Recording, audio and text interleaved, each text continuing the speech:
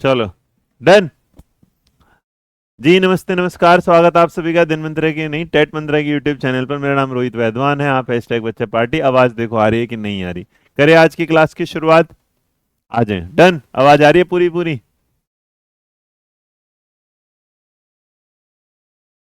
Ready?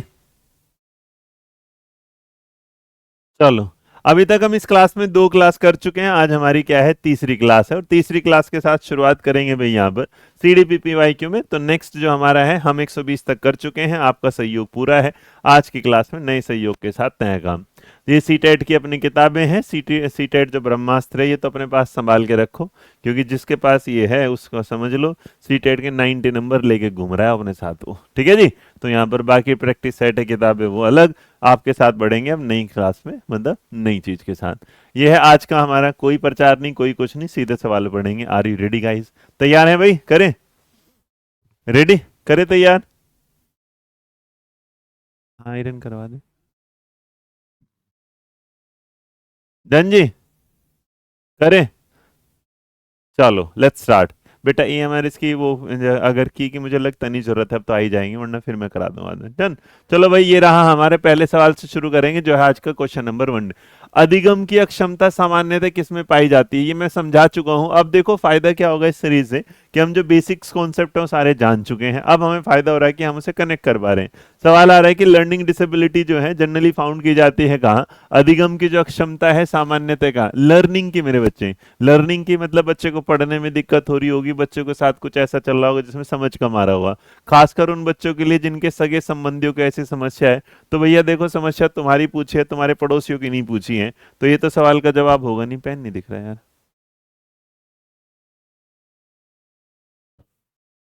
ठीक है। तो ये जो समस्या है सगे संबंधी से, इसका मतलब है नहीं 121 का।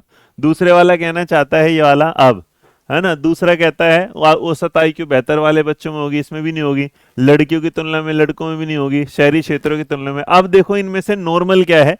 सारी जगह क्या है? गलत है। सारे ही ऑप्शन गलत हैं, लेकिन मजबूरी में आपको एक सवाल का जवाब। अगर आप मुझसे पूछेंगे सवाल में कौन सा जवाब सही है, तो सीधी बात ये है, ये कहना चाहते हैं in especially those children whose parental relatives have some problem. तो देखो अब मैं इसे बस एक चीज की, किसी की हेरिडिटी वाली प्रॉब्लम हो सकती है, लेकिन संबंधियों वाले से मतलब है तो पड़ोस का क्या ही मतलब था। कई बार कुछ सवाल ऐसे बना दिए जाते हैं जिसका कोई पर्टिकुलर रिलेशन नहीं होता, बट स्टिल क्योंकि नीचे के तीन हो नहीं सकते, तो इसलिए सवाल का जवाब ऑप्शन नंबर क्या होगा? ए। नेक्स्ट नंबर मेरे बच्चे। एक बच्चा सा को वाज लिख लेता है, न्यूक्लियर के बीच अंतर नहीं कर पाता, तो बताओ इस किससे पीड़ित है? देखो एक जीवन में याद रखना इंपॉर्टेंट पॉइंट। आ जाओ जरा समझा देता हूं। अगर कोई वर्ड DYS लिखा है और कोई वर्ड उसके साथ DYS लिखा ना, देखो DYS के बाद लेक्सिया लिखा है, डिस्मोर्फिया लिखा है, उसके बाद डिसलेक्सिया लिखा है, तो आप अपने याद करोगे जैसे डिसलेक्सिया है, तो जो डिसलेक्सिया होता है मेरे बच्चे, या एक वर्ड हो सकता है एलेक्सिया, है ना। क्या हो सकता है? एलेक्सिया। कहीं भी याद रखना, अगर DYS कहीं लिखा है तो इसका मतलब ये डिसऑर्डर है। ये क्या है? डिसऑर्डर है। इसका मतलब आप इसे बच्चे में क्या है, सुधार कर सकते हो। अगर किसी बच्चे को ये लिखा है सुधार, लेकिन अगर ए लिखा हो तो ए का मतलब क्या होता है? एब्सेंट होता है। एब्सेंट मतलब गायब होगा। गायब होते हैं मतलब इसे आप सुधार नहीं कर सकते। तो इसका मतलब इस बच्चे ने सा को वाज अगर क्या कर लिया है, पढ़ा है, नहीं तो इसका मतलब इसके साथ दिक्कत क्या है? डिसलेक्सिया। और मेरे बच्चे अगर इसने यहाँ पर क्या है, लिखने वाली बात कर देता, क्या है? लिखने, तो इसी सवाल का जवाब हो जाता है डिसग्राफिया। ठीक है, तो याद रखना दोनों इसमें डिफरेंस याद रखेंगे। आंसर क्या होगा? Option number B. बहुत बढ़िया। नेक्स्ट नंबर लो भाई। चिंतन के सूचना प्रसंस्करण मॉडल में निम्न में से कौन सा चरण अनुसारित करने को कहा कहा जाता है? मतलब इंफॉर्मेशन प्रोसेसिंग मॉडल है थिंकिंग का, उसमें आपको पता नहीं कौन से जो स्टेप्स होते हैं वो लेने को बोला जाता है। अब देखो इस सवाल के साथ जो गड़बड़ हुई वो क्या है। नंबर हमारा जो 123 है वो क्या कहना चाहता है? 123 में जो सीधी सीधी सी बात है समझो, कहना चाहता है कौन से काम। मेरे बच्चे एक काम करो, कोई भी काम। अच्छा एक बात बताओ, पहले नर्सरी आएगा कि प्री नर्सरी आएगा? तो आपने नॉर्मल देखा होगा, पहले प्री आता है, फिर कन्वेंशनल आता है, फिर पोस्ट आता है। तो सबसे पहले मेरे बच्चे देखो पहला आएगा। क्या आएगा? पहला। तो अगर पहले में जाओगे तो यहाँ ना नंबर 123 में ध्यान से देखो, प्री कहाँ लिखा है? सिर्फ यहाँ लिखा है, तो ऑप्शन नंबर सी तो होगा। अब मेरे बच्चे सी का मतलब तो ना तो ये हो सकता ना ये हो सकता। अब आ जाओ यहाँ पे, क्या आंसर या तो बी होगा या आंसर क्या होगा? डी होगा। 123 का है तो बी होगा या डी। अब देखो हमने क्या किया, पहले प्री प्रोसेसिंग रिस्पॉन्स का एग्जीक्यूट करने का मतलब होता है लास्ट में करेंगे, तो अगर एग्जीक्यूशन होता है प्लान का तो वो क्या लास्ट में हो गया। तो इसका मतलब कई बार आपको अगर कुछ चीजें नहीं पता तो दिमाग अपना वो लगाओ जो तुम्हारे पास बेसिक है, क्यों फालतू में एक्स्ट्रा लगाने की जरूरत है, क्यों फालतू में आपको ये वाली चीज के साथ करने की जरूरत है। तो याद रखना मेरे बच्चे, अगर ऐसा कोई सवाल जवाब हो तो अपना क्या है, बेसिक्स माइंड लगाओ, बिल्कुल बेसिक चीजें लगाओ कि कहां से आ सकता है। तो इसलिए सवाल का जवाब ऑप्शन नंबर क्या होगा, बी होगा। नेक्स्ट देखो, प्रतिभाशाली छात्र होते मतलब तुम कैसे छात्र हो, तुम जितने भी लोग मेरे साथ क्लास में हो इसमें तुम कैसे छात्र हो। पहला, तुम ऐसे छात्र हो मेरे बच्चे जो बिल्कुल इंडिपेंडेंट हो अपने जजमेंट में, तुम ऐसे छात्र हो जो इंडिपेंडेंट हो टीचर के उसमें, आप इंट्रोवर्ट हो आपके व्यवहार में, और कहता है कि आप अपनी जरूरतों को लेके ना कुछ समझ ही नहीं, तुम्हें पता ही नहीं जीवन में क्या करना है क्या नहीं करना है, ऐसा कुछ है। तो बताओ जरा कहाँ जाओगे इस सवाल का जवाब लेके।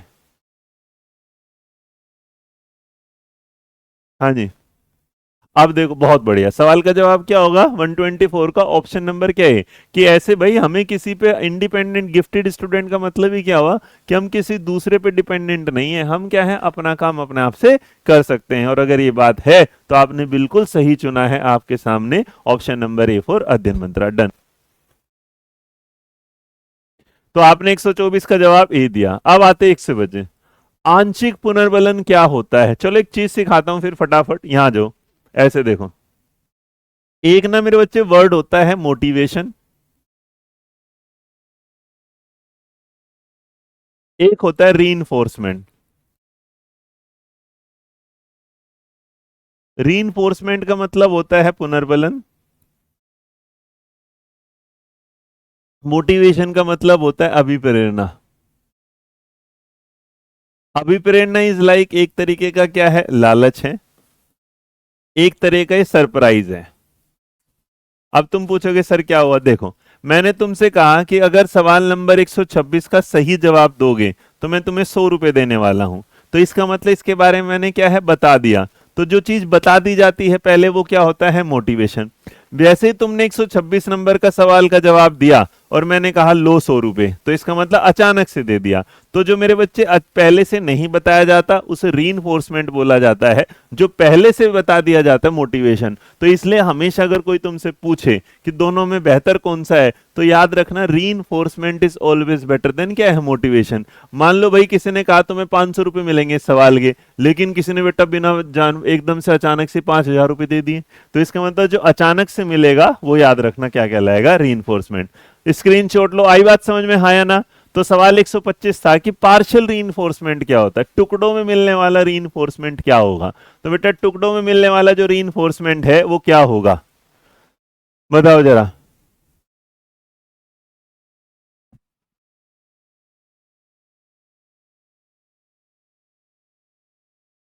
अगर आप इसमें देखेंगे तो पार्शियल रीइंफोर्समेंट का बहुत बढ़िया, इसका मतलब सतत पुनर्बलन की तुलना में अधिक प्रभावी होता है। अच्छा एक बात बताओ, अगर मैं तुम्हें रोज ही 10-10 10-10 रुपए देता जाऊं तो तुम खुश हो जाओगे, तुम कहो हाँ जी खुश हो जाओगे। लेकिन मेरे बच्चे ऐसा है कि रोज की बजाय हम डिसाइड करें कि किसी दिन एक दिन, तो सरप्राइज कभी कभी होता है, ऐसा नहीं कि रोज रोज होता है। तो इसने क्या बोला कि रोज की बजाय आप उसे कभी कभी देने। तो इसलिए सवाल का जवाब ऑप्शन नंबर क्या होगा, ए, कि सतत पुनर्बलन की तुलना में अधिक प्रभावी होता है। तो आंसर क्या हो जाएगा, ऑप्शन नंबर ए। बहुत बढ़िया। नेक्स्ट, अस्थिति अस्थिर बधिर बच्चों में डैश होने की संभावना होती है। ऑर्थोपेडिकली जो इम्पेयर स्टूडेंट होते हैं, चाइल्ड होते हैं, उनमें क्या होता है बताओ जरा। जो ऑर्थोपेडिकली मतलब जिनकी हड्डियों में या इसमें कुछ दर्द होगा, ठीक है, ठीक।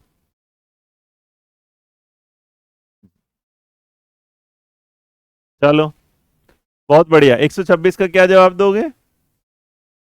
अब मेरे बच्चे 126 में जो जवाब दिया, याद रखना डिस्ग्राफिया जो होता है वो राइटिंग से रिलेटेड होती है, डिसकैलकुलिया जो होगा वो मैथ से रिलेटेड होता है, डिसलेक्सिया जो हो गया रीडिंग से। तो इसका मतलब बॉडी से रिलेटेड जो दिक्कतें होती हैं उसे हम क्या बोलते हैं, डिस्थीमिया।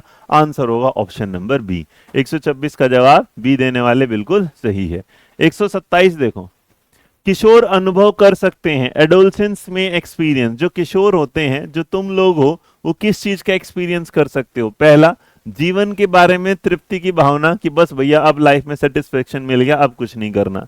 दूसरा एंजाइटी एंड कंसर्न, अपने बारे में एंजाइटी कि क्या करेंगे जीवन में, आगे बढ़ेंगे ये। और तीसरा कहता है feeling of fear about sin commit, कि बचपन में हमने क्या गुनाह किए तो उनका डर आ गया। और लास्ट कहता है फीलिंग ऑफ सेल्फ एक्चुअल, अब जीवन में कोई मोह माया नहीं सर, भगवान क्या उठा ले जाए तो मेरी जीवन जो जायदाद है वो सारी क्या है रोहित सर के नाम कर दे, अब मेरे को इस पैसे की कोई भी जरूरत नहीं है। तो भैया सीधी सी बात है, इस सवाल में अगर जाओगे क्वेश्चन नंबर 127 में, तो 127 का जवाब होगा ऑप्शन नंबर बी। क्योंकि हमें दिक्कत है कि हम अपनी लाइफ को लेके इतने एंजाइटी में हैं, इतनी परेशानी में हैं, प्यार में, मोहब्बत में, इसने बात नहीं करी तो क्यों नहीं करी, इसने ये नहीं करा तो क्यों नहीं करा, अगर नौकरी ना लगी तो क्या होगा, ये सारी सिचुएशन जब आपके सामने चलती रहती है। नेक्स्ट मेरे बच्चे, निम्न में से कौन सा एक सूक्ष्म गतिक कौशल का उदाहरण है? Fine motor skill. अच्छा, कितने लोग को पता है कि फाइन क्या होता है? पहले बताओ, ग्रोस मोटर स्किल क्या होता है और फाइन मोटर स्किल क्या होता है? फाइन को बोला जाता है मेरे बच्चे सूक्ष्म हिंदी में, और इसको बोला जाता है स्थूल। आप ये बताओ पता है कि नहीं पता है? पता है तो ठीक है, नहीं तो समझाता हूं, जल्दी बताओ।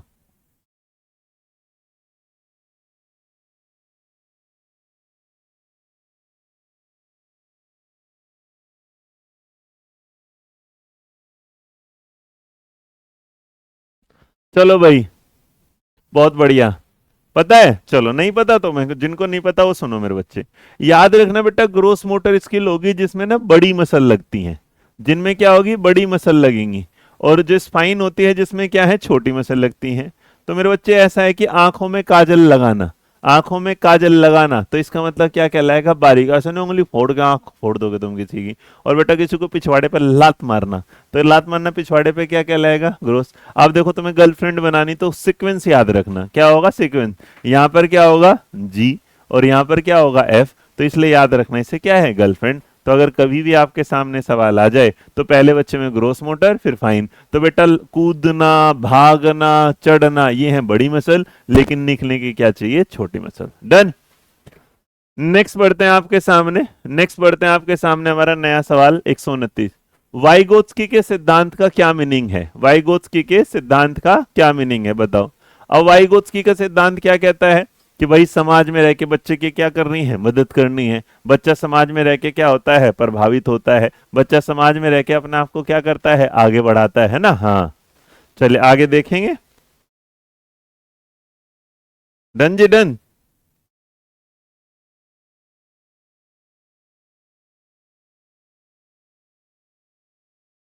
आप देखते हैं इस सवाल का आपने क्या, बहुत बढ़िया। ऑप्शन नंबर क्या दे रहे हो, देखो भाई ये कहता है कि बच्चों की, भाई बच्चा जो है वो क्या करेगा, अपने से कम बुद्धि वाले के साथ सीखेगा, गलत। फिर एमकेओ का कॉन्सेप्ट ही गलत हो गया।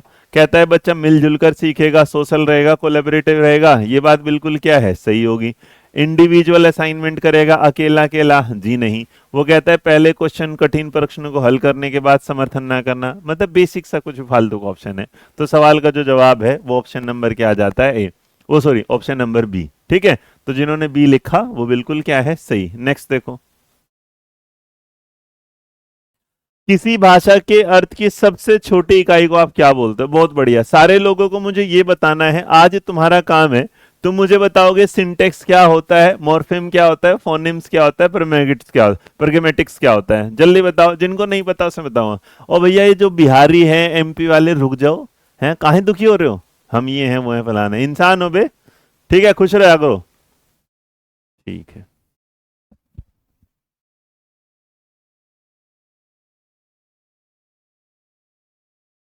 डन। चलो अगर नहीं पता चलेगा तो मैं बता ही दूंगा, इसकी टेंशन ना लो। फिलहाल तो 130 नंबर का जो जवाब होगा, smallest unique meaning of language, भाषा क्या होता है, मोर्फिन। पी जो होता है वो किसकी होगी, साउंड की, क्या होगी, साउंड। सिंटेक्स एक तरीके का होता है स्ट्रक्चर, और बेटा जब आप उसे यूज में लाना शुरू कर देते हो सेंटेंस को, वो होता है परमेटिव।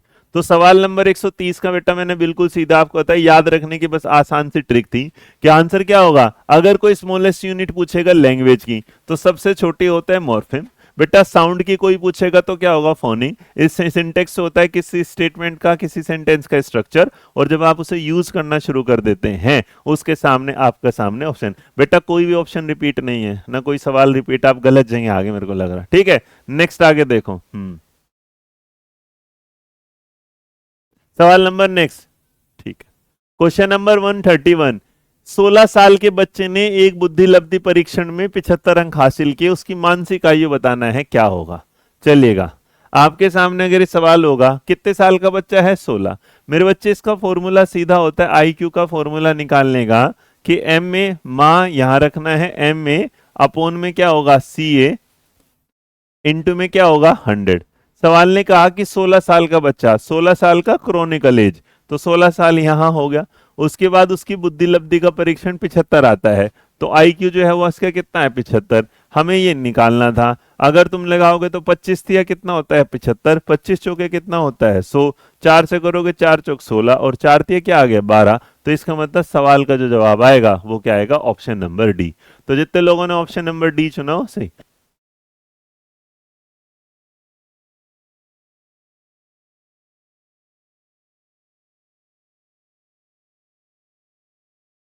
चलो, नंबर आपने 131 का ऑप्शन नंबर क्या दे दिया? बी। तो जितने लोगों ने बी चुना है मेरे बच्चों, बिल्कुल क्या है अब, सॉरी डी, जितनों ने डी चुना है वो एकदम क्या है? बढ़िया।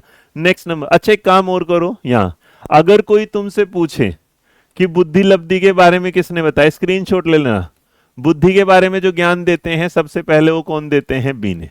ठीक है, उसके बाद बेटा इसमें लिखा है एक मानसिक एज, मानसिक आयु। तो मानसिक आयु जिसे आप क्या बोलेंगे? Mental as. मेंटल एज के बारे में भी किसने बताया था? बिने नहीं। हिंदी यहां लिख देता हूं, किसने दिया? बिने ने। उसके बाद बेटा क्रोनोलॉजिकल आयु के लिए आयु वाला जो कॉन्सेप्ट दिया, उसके बारे में एक आता है, वो स्टर्न आता है। उसके बाद मेरे बच्चे इस फॉर्मूले में इनटू 100 जिसने जोड़ा, वो किसने जोड़ा? टर्मन ने जोड़ा। किसने जोड़ा? टर्मन ने जोड़ा। अब इसे जो टर्मन ने जोड़ देता है, ये इसके बारे में बताता है कब? 1900 क्या है? 1908 में बता देता है। फिर उसके बाद ये क्या है? 12 में बता देता है। उस 1908 है, जीरो है ना, 1912 में। और उसके बाद ये 1916 में फॉर्मूला दे देता है। तो पूरा फॉर्मूला, तो कोई भी तुमसे पूछेगा ये वाली बात, तो जो टर्मन है वो आईक्यू फॉर्मूले के पापा है।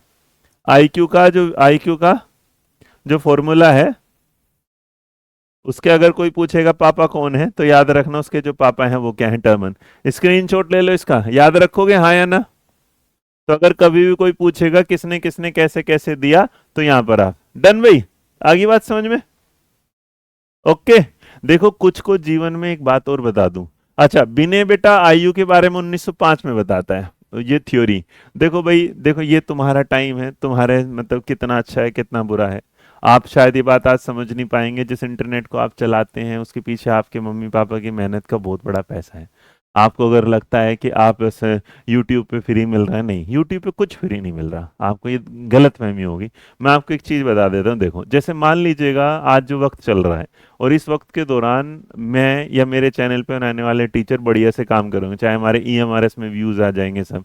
तो पता है इस टाइम यूट्यूब पे ना बहुत सारी जो कंपनी है, जो बुक है ना, जो अपना अड्डा जमा रहे हैं, या फिर भैया किसी की एकेडमी खुली हुई है ना, जो उल्टा मतलब अनवन, तुमने सुना ही होगा ऐसी बहुत सारी चीजें।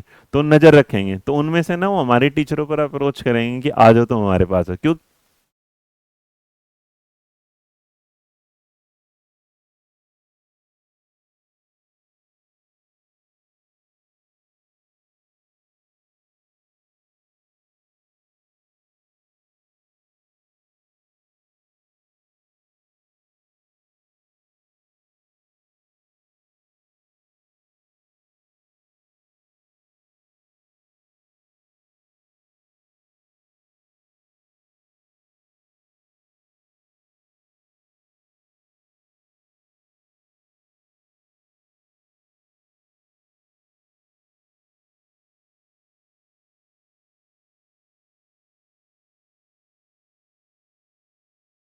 अब आ रही है आवाज?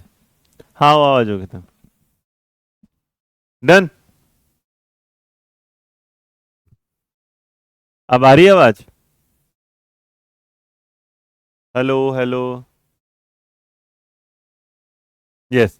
तो हालत वो होगी कि भैया कोई ना कोई क्या करेगा, व्यूज देख के टीचरों पे दबाव डालेगा। सेम तरीके से मैं तुम्हें बोल रहा हूँ, तुम्हारे मम्मी पापा को बेचारों को यही नहीं पता कि तुम पढ़ने के लिए रिचार्ज करवाते हो, लेकिन बात करते हो तुम यहाँ से कि बहन तो आई है कि नहीं आई है, तुम, मैं बिहार से हूँ, मैं एमपी से हूँ। अरे पगलो, पढ़ लो, पढ़ना ज्यादा जरूरी है। ठीक है, ये स्क्रीनशॉट लो, आगे बढ़ते हैं, नया नंबर।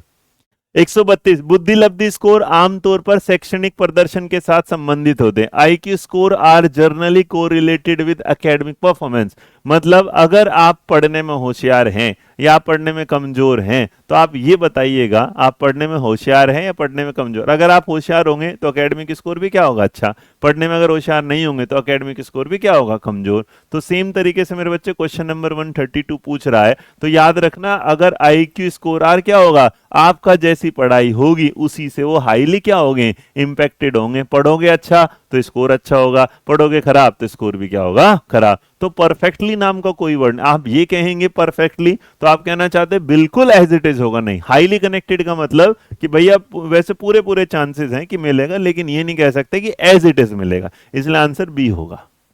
निम्न में से कौन सा सीखने के लिए प्रेरणा का अनुकूलन करता है, मतलब कौन सी ऐसी चीज है जो आपके पढ़ने में आपको मोटिवेट करती है, बताइएगा।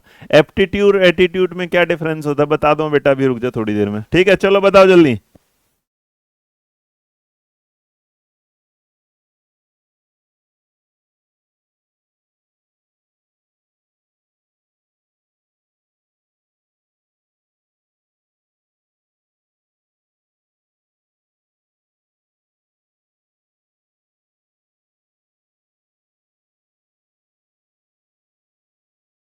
चलिए, नंबर आपके सामने 133 था, बहुत बढ़िया। और 133 का जो जवाब होगा वो क्या होगा, लक्ष्य को पूरा करने के लिए व्यक्तिगत। जब तक मेरे बच्चे आपके अंदर ये संतुष्टि पर्सनल टारगेट नहीं होगा कि मुझे सीटेट पास करना है, कोई आपको पास नहीं करा सकता। बाहरी वाले आपको बस मोटिवेट कर सकते हैं, अवॉइड करने से कुछ होगा नहीं। टेंडेंसी में आप इजी क्वेश्चन करोगे, डिफिकल्ट गोल, ऐसा कोई मतलब नहीं। तो आपको अपने अंदर से मोटिवेट होना क्या है, जरूरी। बहुबुद्धि के सिद्धांत का तात्पर्य निम्नलिखित को छोड़कर सभी से है। मतलब थ्योरी ऑफ मल्टीपल इंटेलिजेंस जो है वो सब में काम करती है, एक चीज को छोड़ के। इसका मतलब थ्योरी का जो बहुबुद्धि गार्डनर का जो सिद्धांत है वो कहता है कि वो क्या है, एक को छोड़कर सभी पर क्या कर रहा है, काम। अब एक को छोड़ने का मतलब है कि ये कई तरीकों से काम करता है, हाँ, क्योंकि बहुबुद्धि है, एक से ज्यादा पे ही काम करेगी, सीधी सीधी सी बात है। दूसरा कहना चाहता है अधिगम का आकलन विभिन्न माध्यमों से अलग अलग हो सकता है, ये भी सही बात है भाई। भावनात्मक बुद्धि आईक्यू से संबंधित नहीं, इसका कोई मतलब नहीं है। और बुद्धि का जो कार्यों का एक विशेष समूह होता है जिसका उपयोग किसी व्यक्ति द्वारा समस्याओं को हल करने में किया जाता है। तो आंसर क्या होगा, ऑप्शन नंबर सी, क्योंकि इसका भावनात्मक बुद्धि के साथ कोई रिलेशन नहीं, ऐसा इन्होंने कहीं पर भी कुछ मेंशन नहीं किया है। नेक्स्ट मेरे बच्चे, समान जुड़वा भाइयों में से एक को सामाजिक आर्थिक रूप से समृद्ध परिवार द्वारा और दूसरे को गरीब परिवार द्वारा गोद लिया गया। एक वर्ष के बाद निम्न में से उनके आईक्यू के स्कोर पर सबसे अधिक होने की क्या, मतलब दो बच्चे ऐसे हैं जिन्हें भाई किसी ने वो ले लिया, अडॉप्ट कर लिया। एक थोड़े पैसे वाली फैमिली में चला गया, एक थोड़ा गरीब फैमिली में गया। तो जो गरीब फैमिली में गया और जो बड़े पैसे वाली फैमिली में गया, दोनों में क्या अंतर देखने को मिला, ये जानना चाहते हैं। देखो, दो लोग कभी भी सेम हो नहीं सकते, हम पहले से जानते हैं। तो ये कहना चाहता है समृद्ध सामाजिक आर्थिक परिवार वाला लड़का गरीब परिवार लड़के से अधिक अंक प्राप्त करेगा, ना। कहना चाहता है दोनों एक साथ इक्वली अंक प्राप्त, ना। गरीब परिवार का लड़का समृद्ध सामाजिक आर्थिक परिवार वाले लड़के से अधिक अंक करेगा, नहीं। ये कहता है कि सामाजिक आर्थिक स्तर आईक्यू स्कोर को प्रभावित नहीं करता। जी हाँ, आपका सोशल इकोनॉमिकल एरिया कभी भी किसी को प्रभावित नहीं करता। मतलब आप कितने अमीर या गरीब हैं उसके आपकी बुद्धि नहीं। तो गरीब की बुद्धि चल सकती है, अमीर की चल सकती है, बट ऐसा कहीं पर नहीं लिखा कि पैसे की वजह से किसी की बुद्धि चलती है। तो इसलिए सवाल का जवाब ऑप्शन नंबर क्या होगा, डी होगा। अधिगम के लिए आकलन में डैश को छोड़कर निम्नलिखित सभी को ध्यान में रखा जाता है। असेसमेंट फॉर लर्निंग, मेरे बच्चे जहां भी असेसमेंट फॉर लर्निंग लिखा होगा इसी को हम क्या बोलते हैं, फॉर्मेटिव। इसी को क्या बोलते हैं, फॉर्मेटिव। और जब आप फॉर्मेटिव बोलते हो तो फॉर्मेटिव का जो मतलब होता है वो होता है रूपात्मक। क्या होगा, रूपात्मक। जब आप रूपात्मक होते हैं तो इसका मतलब आप पढ़ाई के दौरान ड्यूरिंग होते हैं, और जब ड्यूरिंग दौरान होते हैं तो इसका मतलब आप चीजों को क्या करते हैं, इंप्रूव करते हैं, सुधार करते हैं। तो इसीलिए ये हमारा जो है ये क्या माना जाता है, अच्छा माना जाता है। तो इसीलिए आपके सामने सवाल का जवाब होगा वो learning style, strength of style, need of student या मिस्टेक। तो हम भैया जब फॉर्मेटिव होता है तो हम बच्चे के सुधार के लिए जाते हैं। अब देखो ये हो जाता है इसका डायरेक्ट आंसर, बट अब इसने क्या बोला था कि कोच छोड़कर, इसका मतलब एक काम नहीं करते। तो भाई हम लर्निंग स्टाइल भी देखेंगे, स्ट्रेंथ भी देखेंगे, लेकिन हम ये जानते हैं कि हम बच्चों की गलती नहीं देखते। तो पॉजिटिव आंसर क्या होता है, सी। नेगेटिव एक तो तुम लोग ना पढ़ा करो मेरी, अच्छा तुम लोग क्या चाहते हो, तुम्हें आंसर आंसर लगवाऊं क्या? ए बेटा, आंसर आंसर लगवाऊं या क्या करो? तुम अगर ये चाहते हो, फॉर्मेटिव का मतलब क्या बता रहा हूं यहाँ, ये समझने के लिए कि ये नीड है, ये तो होगी, इसने कहा छोड़कर, इसका मतलब भैया छोड़ेंगे तो हम बच्चे की गलती को नहीं देखेंगे, बाकी सारी चीजें आ जाएंगी। आप ना अगर ये चाहते हैं कि बस रट्टाफिकेशन चाहते हैं, फिर तो बेटा आंसर लिखेंगे, वो आपको कहीं भी मिल जाएंगे। लेकिन समझाने का पर्सपेक्टिव है ताकि आप कनेक्ट करें। बेटा इंग्लिश हिंदी सब समझ रहे हैं ना, इतनी इंग्लिश में आप समझ लेता। Assessment for learning takes into account of the following, I am just providing the English explanation for you and there is no need for every time typing please explain in English because this is a bilingual class or I'm presenting the questions in both languages, Hindi and English. If I am presenting in Hindi, it's mean the Hindi student is more than English student. Do you want something new? Do you want something more? Do you want something more English? It's not necessary that then you every time you are just typing your personal lead here. फालतू में अंग्रेज निकलवा देता अंग्रेज अंदर का। अरे इतना इसमें हिंदी अंग्रेजी दोनों चल रहा है, और कुछ ये सब हो सकता है। समझो चीजें कहाँ कहाँ कैसे कैसे होते हैं। चलिए आगे देखेंगे। एक सशक्त विद्यालय अपने शिक्षकों में निम्न में से किस गुण को सबसे अधिक, मतलब एक एम्पावरिंग जो स्कूल हो, एक बढ़िया जो स्कूल होगा, वो क्या चाहता है अपनी क्लास में कि कैसे कैसे कैसे बच्चे कैसे काम करें, कैसे उनकी क्वालिटीज हो, क्या बच्चे के सामने वो चीजें आए जी। चलो बताओ जरा क्या होगा। नंबर आ गया। देखो अगर हम कहीं पर भी हैं, किसी भी तरीके से भी हैं, तो हमारा हमेशा एक ही पर्पज होता है, हमारा एक ही पर्पज होता है सबसे बड़ा, है ना, कि भैया हमारा बच्चा क्या है आगे। मेरी इस कोचिंग का, मेरी इस क्लास का मतलब है कि आप यहाँ से कुछ ना कुछ सीख के जाएं। तो मेमोरी है, डिसिप्लिन नेचर है, कॉम्पिटेटिव। देखो ना तो तुम्हारे अंदर में कंपटीशन लेके आ रहा, ना मेरे बच्चे मेरे को ये है कि भाई मैं ये लेके चलूं कि तुम सारी चीजों को रट्टा मार लो, ये कर लो वो कर लो, ना डिसिप्लिन तुम हो ही, मेमोरी का कोई। तो हम यही क्या चाहते हैं कि हमारा बच्चा क्या करे, प्रयोग करने की प्रवृत्ति, एक्सपेरिमेंट करने की, इन्वेंशन करने की, खोज करने की चीजों को। तो इसका मतलब बच्चा एक्सपेरिमेंट करेगा, बच्चा डिस्कवरी करेगा, बच्चा कुछ चीजें क्या करेगा, न्यू करेगा, बच्चा क्या है, नोवेल काम करेगा। इसका मतलब सारी चीजें क्या है, नवीन ढूंढने की कोशिश करेगा। गणित की एक शिक्षिका मोनिका राधिका से एक प्रश्न पूछती है, राधिका से कोई उत्तर न मिलने पर वह जल्दी से आगे बढ़ती है, मोहन से एक और प्रश्न पूछती है। मोहन उत्तर खोजने के लिए संघर्ष कर रहा है, यह महसूस करने के बाद वह अपने प्रश्न का उत्तर देती है। मोनिका की प्रवृत्ति किस प्रकार की है, मतलब मोनिका एक हमारी मैथ टीचर है, और मैथ टीचर के उसमें वो क्या राधिका से पहला सवाल पूछती है, राधिका से जवाब नहीं मिल पाता, तो उसके बाद वो मोहन की तरफ बढ़ती है। मोहन भी सवाल को ढूंढने की कोशिश कर रहा है बट आंसर नहीं मिल पा रहा। उसके बाद वो क्या करते, रियलाइज करते हैं कि मोहन जो है तो वो आंसर बता देती है। तो ये जो उसने आंसर बता दिए, जो सीक्वेंस उसने प्रोसेस किया, इसका मतलब क्या हुआ, पहला ये इस कहना चाहता है कि भाई जो राधिका है को शर्मनाक स्थिति से में न डालने का प्रयास कर रही है, ऐसा कुछ मतलब नहीं।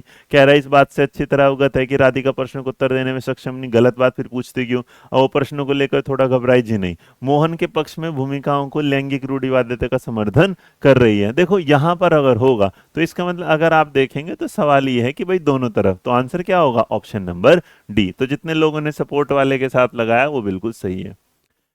किसी विद्यालय में लैंगिक भेदभाव से बचने की सबसे बढ़िया, मतलब आपका the best way to avoid gender discrimination in school में भी, कि आप अपनी क्लास में स्कूल में जेंडर, जैसे मैं तुम्हें गधेड़ो बोलता हूँ, तो ना तो मैं गधा बोलता ना गधी बोलता, मैं बोलता हूँ गधेड़ो। तो गधेड़ो का मतलब क्या हो गया कि मैं आपके सामने उस चीज को रख रहा हूँ कि भाई मैं एक जेंडर के उसमें, ठीक है जी, बताइएगा।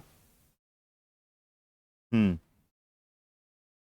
तो आपने अगर यहाँ पर दिया तो सवाल का जो जवाब हो, the best way to avoid gender. अब जेंडर डिस्क्रिमिनेशन क्यों होगा कि भाई हम ना एक ही तरीके से लड़के को बार बार मैं किसी की क्लास में लड़कों लड़कों का ही नाम लूं या लड़की लड़की का नाम लूं तो गलत हो जाएगा। इसका मतलब मैं सबको साथ लेके चलता हूं, और अगर सबको साथ लेके चलेंगे तो क्वेश्चन नंबर 139 का सीधा है कि शिक्षकों द्वारा उनके लिंग लिंग पक्षपाती व्यवहार का परासंज्ञान होना, मतलब मेटाकोग्निशन, सोचना, ये देखना कि भैया किसी को ऐसा बुरा ना लगे, हर्ट ना लगे, ये ना हो कि हम लड़कों को ज्यादा बोल रहे हैं, हम लड़कियों को ज्यादा बोल रहे हैं। डन। तो हमें एक कंपैरेटिव उसमें लेके चलना पड़ेगा, एक एडजस्टमेंट उसमें लेकर जाए कि सबको साथ लेके चला जाए। वंचित बच्चों को नियमित रूप से विद्यालय जाने के लिए प्रोत्साहित करने के लिए निम्न में से कौन सा सबसे बढ़िया। मान लो कुछ हमारे ऐसे बच्चे हैं जो क्या है, इनका डिसएडवांटेज चिल्ड्रन। डिसएडवांटेज चिल्ड्रन मेरे बच्चे वो समझो कि बहुत सारे बच्चे ऐसे होते हैं जिन्हें कभी स्कूल का मुंह देखने को नहीं मिला, तो वो पिछड़े हो। जैसे मान लो गांव में अगर जाओगे, स्कूल नहीं था, वो सुविधाएं नहीं थी, तो लोग बहुत देर बाद पढ़ना शुरू करते हैं, तो उनकी पढ़ाई में थोड़ा वो डिस्टर्बेंस होता है। तो इन बच्चों को हम अपने साथ कैसे जोड़ें, इसके लिए जो कदम उठाना पड़ेगा, पॉजिटिव उठाना पड़ेगा। और अगर पॉजिटिव कदम उठाना पड़ेगा तो हम कहते हैं भाई इन्हें 5 रुपए पर डे देंगे, तो लालच तो नहीं देंगे मेरे बच्चे। हम उनके लिए रेजिडेंशियल स्कूल खोल देंगे ताकि उनके घर के बाजू में मिल जाए, बहुत बढ़िया बात है। उन्हें बच्चों को विद्यालय नहीं जाने देना कानूनी रूप से दंडनीय अपराध हो सकता है, इस बात का कोई मतलब नहीं है। विद्यालय द्वारा नियोजित बाल संग्राहक को प्रतिदिन बच्चे के, ऐसा नहीं भाई, सीधी बात है, अगर डिसएडवांटेज वाले ग्रुप है, उनके पास वो स्कूल की सुविधाएं नहीं थी, तो उनके लिए हम स्कूल क्या है अवेलेबल कराएं। और आपके सवालों के जवाब बहुत ज्यादा गलत हो रहे हैं, बहुत ज्यादा गलत हो रहे हैं, ध्यान से कहें, ध्यान रखना, आप बहुत ज्यादा गलत कर रहे हो सवालों को, आराम से संभल के करो जी।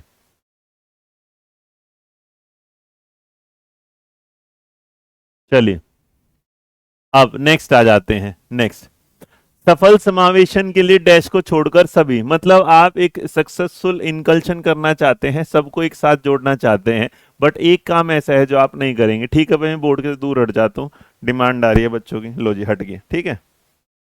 चलो बताओ 141 का।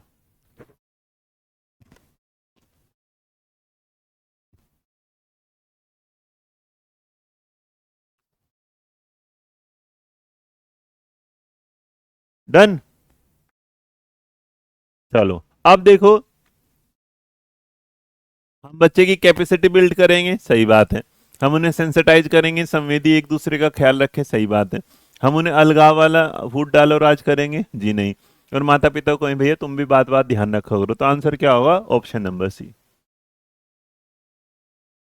शहर शैक्षिक क्षेत्रों में प्रदर्शन के आधार पर शैक्षिक क्षेत्रों में प्रदर्शन के उन्नयन को उचित ठहराया जा सकता है, क्यों? क्या आप अप स्केल कर रहे हैं performance in the scholastic area on the basis, मतलब आप ये कहना चाहते हैं कि किताबों की दुनिया को आप बढ़ाना चाहते हैं खेल की दुनिया से आगे, इस बात का मतलब क्या है? मतलब कि खेलों पे चाहे ध्यान ना दो, लेकिन किताबों पे, पढ़ने पे जरा ध्यान दो, तो इस बात का मतलब क्या होगा, बताओ क्या होगा, 142। अब इसका मतलब ये सीधा सीधा कहना चाहता है कि भाई ये यूनिवर्सल टेंशन है, इसका तो किसी ने कहा नहीं भाई, बाहर जाओगे तो खेल कूद पे ज्यादा ध्यान देते हैं। डेवलप करेगा कि भैया आदमी मजदूर बनना सारे, ये भी गलत हो गया। इसका मतलब, क्योंकि आप अगर स्कॉलिस्टिक एरिया रखोगे, खेल में क्या होता है, सब लोग बेटा ग्रुप में आ जाते हैं, और खेल में अगर ग्रुप में आ जाएंगे तो एक साथ मिल जाएंगे। लेकिन जब स्कूल में स्कूल का स्कोर कार्ड होता है, पढ़ाई होगी है, तो सब इंडिविजुअल होते हैं। तो याद रखना, स्कॉलिस्टिक एरिया को हम इसलिए बढ़ाते हैं कि हर एक बच्चे के पढ़ने का तरीका क्या होता है, अलग होता है, इसलिए हमें स्कॉलिस्टिक चीजों पर बच्चे की ध्यान रखना होता है। तो आंसर क्या हो जाएगा, ऑप्शन नंबर सी। छात्रों के पोर्टफोलियो के लिए विषय वस्तु का चयन करते समय क्या क्या होना चाहिए, मतलब मैं तुम्हारा एक पोर्टफोलियो बना रहा हूँ, फोल्डर बना रहा हूँ, तो आपको जो फोल्डर बना रहा हूँ उसमें मुझे किस किस बात का ध्यान रखना चाहिए। पहला, कि मैं तेरे को भगा देना चाहिए, मेरे को ना भाग जाओ यहाँ से, मेरे आजू बाजू में मत आना, तो ये तो बेटा गलत हो जाएगा, इसका मतलब ये तो खरा। अब ये कहना चाहिए कि भाई मुझे समावेशन करना चाहिए, लेकिन दूसरे टीचर्स का। अब एक बात बताओ, हम बच्चों का करेंगे कि टीचर्स का करेंगे, तो टीचर्स का तो मतलब ही नहीं, टीचर्स भी हट गए। हम पेरेंट्स का भी नहीं करेंगे, ये भी हट गए, तो इसका मतलब कौन बचे, हम छात्रों को शामिल करेंगे और छात्रों का ही समावेश उसमें लेके चलेंगे। तो आंसर क्या हो जाएगा, ऑप्शन नंबर सी, बहुत बढ़िया। निम्न में से अंत विषय निर्देश का सबसे बड़ा लाभ क्या होगा, इंटरडिसिप्लिनरी। किसी को बेटा ये पता है कि क्या होता है, हाँ या ना, नहीं पता तो बताओ, मैं बताता हूं। पता है, यस और नो, जस्ट से यस और नो। इंटरडिसिप्लिनरी पता है, बोलो हाँ। अरे कहां गए, हाँ करो, हाँ या ना। एक तो इतने पक्के हो गए आंसर ABCD देने में, थ्योरी जानने की इच्छा ही नहीं होती तुम लोग। पता नहीं ना, हाँ तो आओ मैं समझा दो। मेरे बच्चे समझो, तुम्हारे सामने लिखा है O2, क्या लिखा है, O2। O2 में देखोगे तो 2 क्या हो गया, मैथ हो गया, O क्या हो गया, इंग्लिश हो गया, लेकिन जो फॉर्मूला निकल के आया वो क्या निकला, साइंस का। तो इसका मतलब एक सब्जेक्ट को दूसरे सब्जेक्ट से साथ जोड़ के पढ़ाना। तो ऐसी स्थिति जिसमें आप एक सब्जेक्ट को दूसरे सब्जेक्ट के साथ जोड़ के पढ़ाते हो उसे क्या बोला जाता है, इंटरडिसिप्लिनरी अप्रोच। अब ये बताओ इसे समझने में कोई दिक्कत हुई, कोई प्रॉब्लम, कोई माथापच्ची हुई?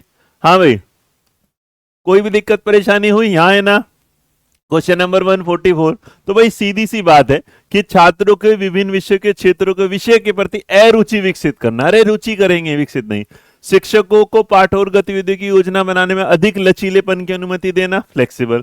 छात्रों को कई संदर्भों में नए अर्जित ज्ञान का सामान्यकरण करना, उसे लागू करने का अवसर देना। तो देखो बेटा ऑप्शन नंबर बी भी सही दिख रहा है तुम लोगों को। क्वेश्चन नंबर 144 में ऐसा लगा होगा बी, क्योंकि तुमने रट्टा मार लिया उन टैग वर्ड का कि सर जी इसमें तो फ्लेक्सिबल लिखा है, एक्टिविटी। अरे पगलो, ये देखो नंबर सी, छात्रों को कई संदर्भ इंग्लिश भी, हिंदी भी, मैथ भी, उसमें ज्ञान मिला, उस ज्ञान को उसने इजी करा, इजी करने के बाद अपने पे लागू करा, और लागू करने के क्या मिले हैं, अवसर। तो आंसर क्या होगा, ऑप्शन नंबर सी। अब ये बताओ बी वाले कितने थे? जितने बी वाले थे वो सारे सॉरी बोलेंगे क्योंकि जल्दबाजी में करके ना एक नंबर खराब अपना।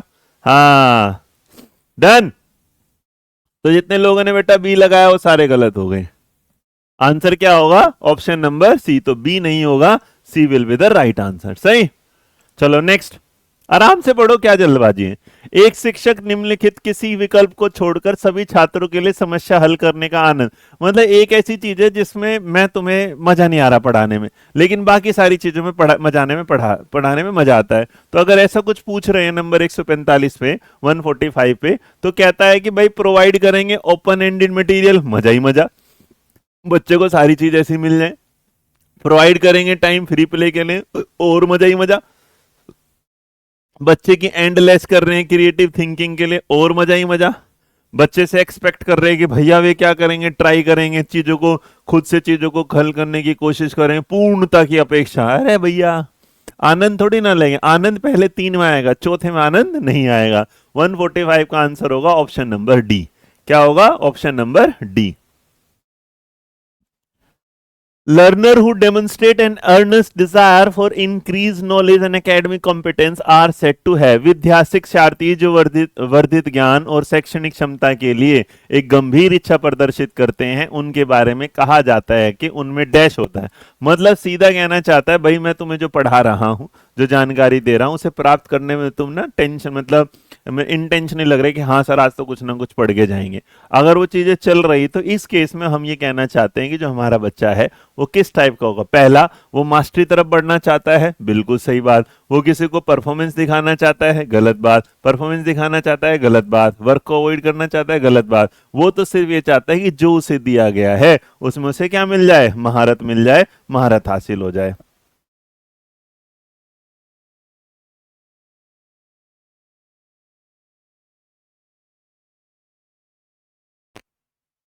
हाँ जी, तो नंबर 147 का जवाब दो भाई।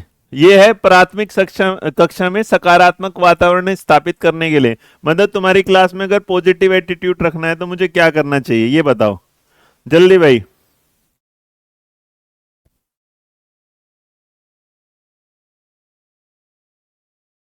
तो आपने अगर इस सवाल के साथ चले भाई, छोटी क्लास है, प्राथमिक क्लास है, बच्चे के अंदर हमें पॉजिटिव एटीट्यूड करना है, तो भैया पॉजिटिव एटीट्यूड दिखाने के लिए अपन क्या करेंगे, सबसे पहले बच्चे को सुबह की शुभकामनाएं, गुड मॉर्निंग। क्या पॉजिटिव हुआ इसमें भैया, ठीक है अच्छी बात। दूसरा, भेदभाव नहीं करना चाहिए और हर बच्चे के लिए समान लक्ष्य। अल्लाह भैया हर बच्चे के लिए समान लक्ष्य कैसे कर देंगे, सब इक्वल थोड़े ना है। तीसरा कहता है उन्हें समूह गतिविधियों के दौरान समाज मिति के आधार पर स्वयं समूह, मैंने कहा जा अपना ग्रुप अपने आप से मिलाने, मुझे ना पता क्यों।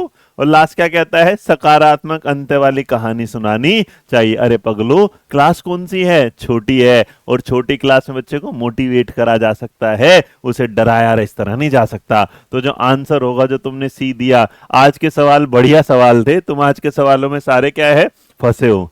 आज के सवालों में तुम सारे के सारे क्या हो, फंसे हो, गंदे वाले, है ना। आगे बढ़े।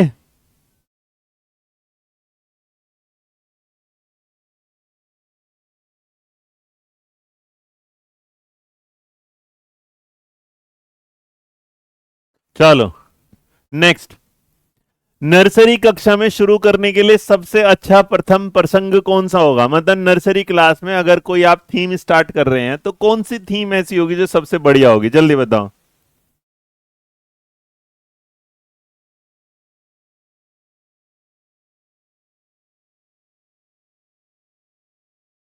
जी।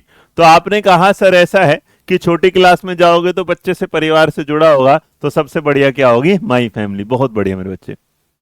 बच्चों द्वारा की गई त्रुटियों के संबंध में निम्न में से कौन सा कथन क्या है सही? मतलब जो बच्चे गलती करते हैं उसके बारे में कौन सी बात क्या है सही? नंबर 149, 149 जल्दी बताइए, क्वेश्चन नंबर 149।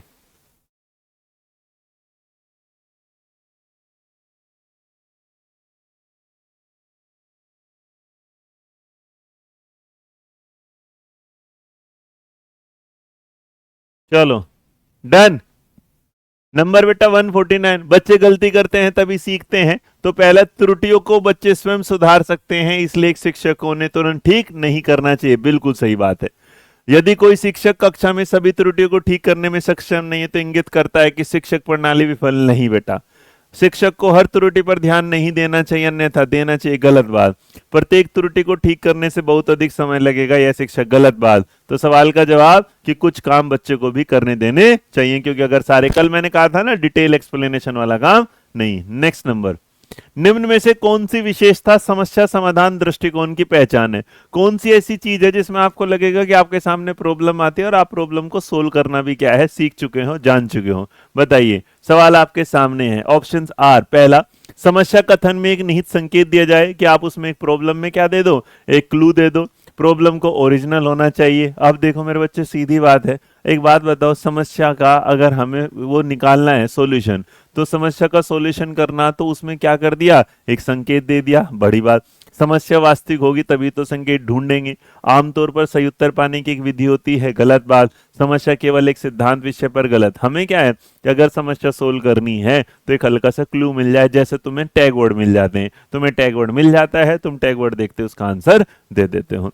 आज भाई हम इस क्लास को यहीं रखेंगे मेरे बच्चे, कल फिर दोबारा शुरू करेंगे। कल हो सकता है कि मैं एक टॉपिक के साथ भी शुरू करूं इसमें, तो क्वेश्चन भी चलते रहेंगे, एक टॉपिक भी चलता रहेगा। हो सकता है एक दो दिन में आपके साथ मेरी क्लासेस थोड़ी सी क्या है, बढ़ जाएं। तब तक आप अपना ध्यान रखें, आप खुश रहें, मुस्कुराते रहें। मेरी और आपकी मुलाकात होगी अब कल, ठीक है? आज इतना ही रखेंगे, 150 तक ही खत्म कर दें, ठीक है? Thank you so much. जय हिंद, जय भारत, नमस्कार, ध्यान रखें, टाटा, बाय बाय।